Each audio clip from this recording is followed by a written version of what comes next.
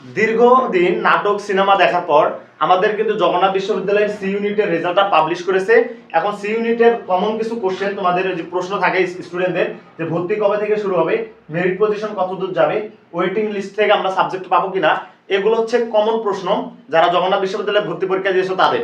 এখন তোমাদের C unit নিয়ে কথা বলবো। তোমাদের সি ইউনিটের টোটাল আসন সংখ্যা হচ্ছে 460টি।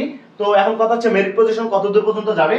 তোমরা যারা 700 কিংবা 800 এর মধ্যে আসো, তোমরা সেফ জোন ধরে রাখো, তোমরা একটা হলেও সিট পাবা জগন্নাথ বিশ্ববিদ্যালয়ে কনফার্ম। এখন ওয়েটিং লিস্ট থেকে তাহলে কত দূর যাবে, তোমাদের জগন্নাথ বিশ্ববিদ্যালয়ের সি ইউনিটে 1000 কিংবা 1200 এর মধ্যে যারা আসো তারা ওয়েটিং লিস্ট থেকে জগন্নাথ বিশ্ববিদ্যালয়ে শিওর থাকো, তোমরা চান্স পাবা ইনশাআল্লাহ ওয়েটিং লিস্ট থেকে।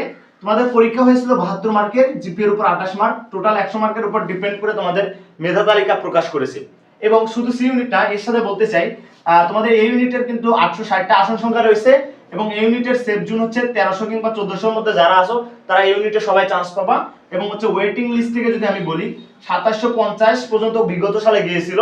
সো এই বছর হচ্ছে 2500 কিংবা 2700 এর মধ্যে যারা আসো সবাই ওয়েটিং লিস্ট থেকে হলেও একটা শেষ পর্যন্ত একটা সাবজেক্ট পাবো ভাইয়া।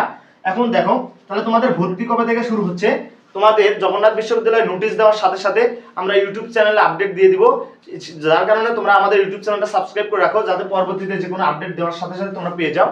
এখন তোমরা কি করবা, কমেন্ট করবা যে ভাইয়া আমার মেরিট পজিশন এত, আমি আসলে সাবজেক্ট পাবো কিনা, আমার মেরিট পজিশনটা আসবে কিনা, আমি জগন্নাথ বিশ্ববিদ্যালয়ে আমার একটা সিট হবে কিনা, তোমরা কমেন্ট করো, আমি ভাইয়া তোমাদের রিপ্লাই দিব।